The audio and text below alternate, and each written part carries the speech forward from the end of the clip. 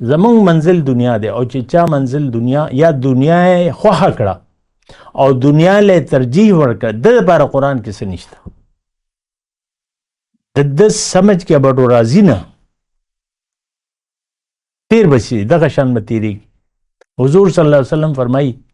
چې رب قارئ القرآن والقرآن یلعنهم ډېرې پورې قرآن لوستونکي به یو قرآن لولي او قرآن به د هغه دپاره لعنت وي ته وایې د الله لاره او د الله لارې نه ته خلاف چلیږي ژوند ستا د الله مرضی نه دی ژوند ته خپل مرضی سره تیری او بیا لګیا ختمونه کې ختم هم یو روایت جوړ شوی دی ختم قرآن نو او تراوو کې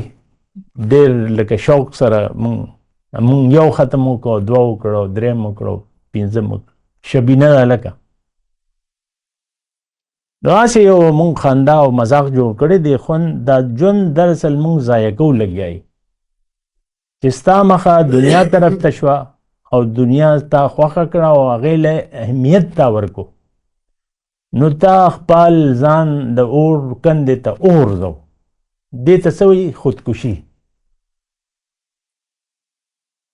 انسان تماچه راوالي او خپل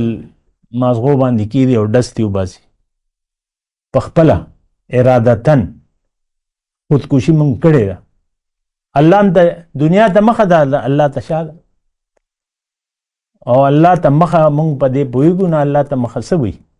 لکه زه دا الفاظ ویب که نه کیدای شي دا نیټ باندې هم بعضې خلک اوري نو زه یقیني دا وایم چې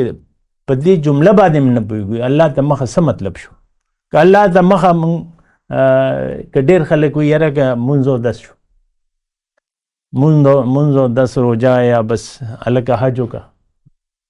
او دغه بس مونږ وایي الله ته مخه ده یا یې زیات نه زیات ګیره پرېږده